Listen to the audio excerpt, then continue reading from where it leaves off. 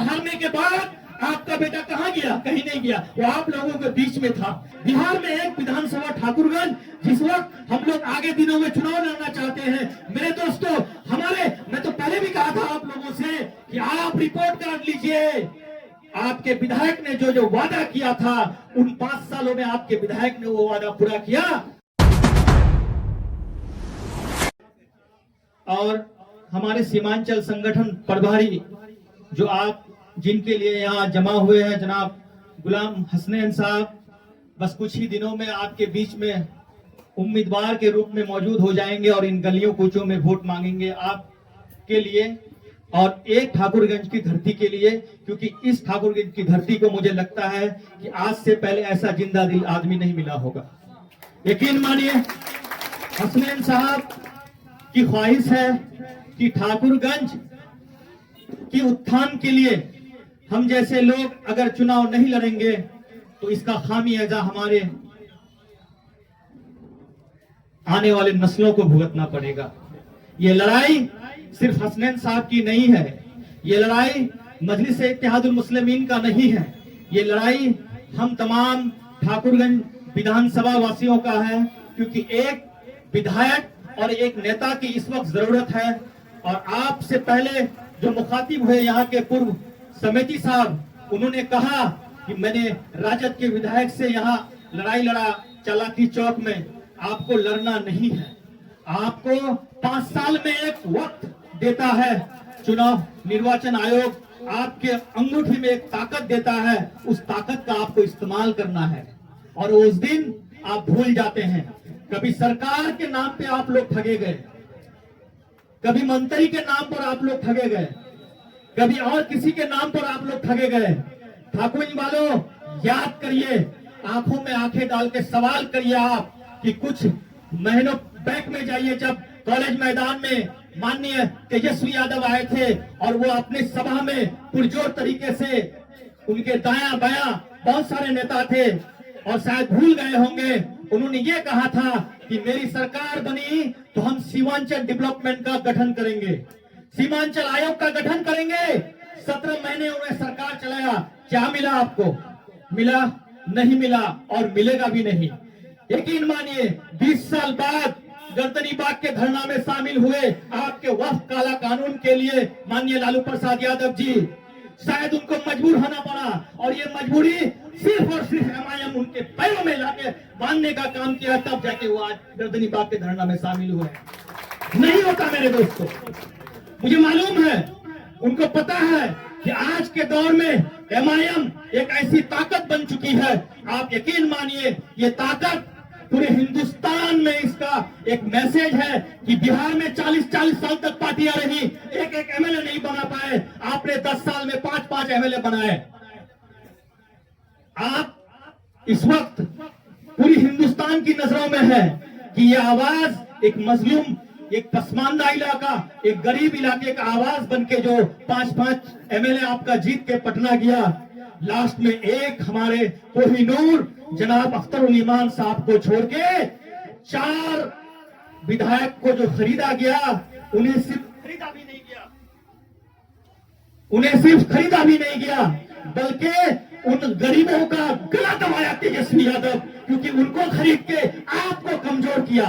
वो विधायक को नहीं खरीदा, वो ये कमजोर किया कि आने वाले दिनों में यदि हम इन लोगों को ले लेते हैं तो वहां की जो पार्टी एक बरसों बाद गरीबों का आंगन में जो एक बेटा पैदा हुआ है, एक अपनी जो पार्टी उनकी बनी है मजलिस-ए-इत्तेहादुल मुस्लिमीन, मुझे वहां से उनको सफाया करना है।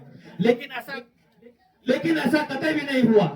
आप यकीन मानिए, इस वक्त मजलिस-ए-इत्तेहादुल मुस्लिमीन, चाहे वो केंद्र की हुकूमत हो या बिहार की हुकूमत हो, आप कहते हैं एक सांसद से क्या होगा। कल एक डेलीगेशन गया है, जो नंबर 1 ग्रुप का डेलीगेशन था, उस डेलीगेशन में बैरिस्टर असदुद्दीन ओवैसी साहब गए हैं, उससे पहले शशि थरूर वो लोग गए हैं। क्या करने गए ये डेलीगेशन? इस वक्त जो कायराना हमला हुआ पहलगाम में, ये दहशतगर्दाना हमला, ये बुज़दिलाना हमला पाकिस्तान द्वारा जो किया गया, कौन बोला? पाकिस्तान को कौन लताड़ा? वही एक आपका सांसद बैरिस्टर असदुद्दीन ओवैसी साहब, जिनको अल्लाह ने इतनी रवायत दी है कि वो चाहे सरकार हो या 7 समंदर पार पाकिस्तान हो, आज अगर उसको कोई लताड़ने का काम किया है तो बैरिस्टर असदुद्दीन ओवैसी साहब। मोदी ने किया काम? नहीं किया। या किसी कांग्रेस के लीडर ने किया? नहीं किया। मेरे दोस्तों, सर पे तिरंगा बांधे हुए और उस वक्त पाकिस्तान को अगर लगातार 15 दिन अगर कोई जवाब दिया है तो सिर्फ एक नेता है पूरे हिंदुस्तान में जो नेशनल टीवी में भी छाया रहा, वो जिनका नाम बैरिस्टर असदुद्दीन ओवैसी साहब है। आप कहते हैं कि बैरिस्टर असदुद्दीन साहब मुसलमानों की राजनीति करते हैं। जब देश की बारी आए तो हम सरहदों में हमारे सर पहले कटे मिलेंगे। मिस्टर मोदी, आपने तो इस वक्त सिंदूर का सौदागर बन बैठे हैं। आप सेना का ड्रेस लेकर के, मुखौटा पहन करके हिंदुस्तान की आवाम को धोखा दे रहे हैं, क्योंकि आप जिस तरीके से राजनीति का तुष्टीकरण कर रहे हैं, यकीन मानिए देश का सेना हर एक नागरिक का सेना होता है, कोई सरकार की सेना नहीं होती है। लेकिन आज नरेंद्र मोदी ने जिस तरीके से सेना के साथ राजनीति शुरू किया है, आने वाले दिनों में देश की जनता नहीं माफ करेंगे उनको।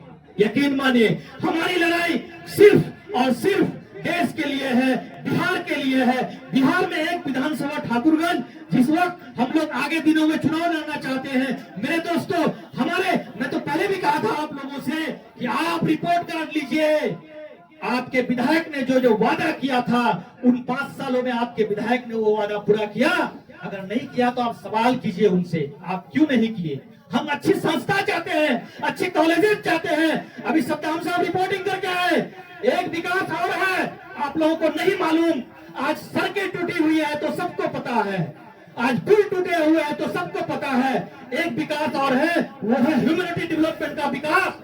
हमारे गांव में एक IAS UPSC करके आया, अभी IFS बना, ये होता है ह्यूमैनिटी डेवलपमेंट। इस ठाकुरगंज की धरती ने अब IFS भी दे दिया आपको। बताइए, हम चाहते हैं कि हर एक घर में बच्चा पढ़ा लिखा हो, हर एक घर में बच्चा UPSC पास करे, हर एक घर में बच्चा BPSC पास करे, लेकिन उसके लिए ह्यूमैनिटी डेवलपमेंट होना बहुत जरूरी है। आप ठाकुरगंज वालों, कभी आप अपना आंकड़ा लिए हैं कि आपका ह्यूमैनिटी डेवलपमेंट की लेटेस्ट रेट क्या है, लिटरेसी रेट क्या है? यकीन मानिए कोचाधामन और बहादुरगंज से ठाकुरगंज ह्यूमैनिटी डेवलपमेंट में बहुत पीछे है। मैंने कहा शुरुआती दिनों में कि आप अगर पढ़ना चाहते हैं तो इसके लिए से कम्युनिकेशन अच्छा होना चाहिए, रूट होना चाहिए। आप मुत्तहिद होकर के आने वाले दिनों में जनाब हसनैन साहब को जिताने का काम कीजिए, क्योंकि मजलिस इत्तेहादुल मुस्लिमीन का एक कड़ा रुख है, उन्हें इस बार शायद चुनाव लड़ाना चाहते हैं। मैं जानता हूं कि यकीनन आज के दौर में हमारे इस ब्लॉक में लीडर नहीं है, और लीडर जब होगा तो आपकी लीडरशिप बनती जाएगी। यकीन मानिए ये आवाज मेरा नहीं, मैं आप लोगों से गुजारिश कर रहा हूं, मैं रिक्वेस्ट कर रहा हूं कि आने वाले दिनों में हसनैन साहब सिर्फ एक आवाज नहीं रहेगा। जब उनके हौसले को आप विधानसभा में देखेंगे, अभी कुछ दिन पहले बारिश हुई, एक सप्ताह पहले से लगातार, यकीन मानिए कोई लीडर आपका मक्का के बारे में नहीं बोला, कोई लीडर नहीं बोला। अख्तरुल इमान साहब अपने लाइव आकर के इस बात को रखने के बाद कहा कि मक्का के जो किसान हमारे हैं, जो अभी हाल ही में फसल हुआ है, बहुत क्षति हुआ है, हमें इसका जो सारा शुरुआती दिनों से चाहे टूनीदी की हो या कान की हो, बाहर मंडियों में ले जाना पड़ता है, इसका सही मुआवजा हमको नहीं मिलता। कौन बोलता है? वक्त का मामला आया, इन गलियों में कौन आया? कौन सांसद विधायक आया था आपको कहने के लिए? वो बारकोड लेके कौन आया था? अख्तरुल इमान आया था। जब वक्त की बारी आई तो आपके बीच तुरंत चुनाव 2024 का पार्लियामेंट चुनाव हारने के बाद आपका बेटा कहां गया? कहीं नहीं गया, वो आप लोगों के बीच में था। वो वक्त का बारकोड लेके गलियों गलियों में घूम रहा था कि हमारे जो ईदगाह है, हमारे जो कब्रिस्तान है, हमारे जो मस्जिद की चीजें हैं, हमारे जो मजार के जमीनें हैं, ये सब चले जाएंगे। आपको बेदार करने का काम कर रहे थे। आप कहते हैं अख्तरुल इमान ने सवाल करना सिखाया विधानसभा में और लोगों को। यकीन मानिए उनकी सरपरस्ती में चुनाव लड़ा जाएगा। इस ठाकुरगंज की धरती को, आप तमाम आवाम को मैं समझ सकता हूं कि हम लोग बहुत खुशनसीब है कि ऐसे लीडरशिप के अंदर हम लोग चुनाव लड़ेंगे और जनाब हसनैन साहब के लिए हम लोग एक होकर के उन्हें कामयाब करेंगे। वो आखिर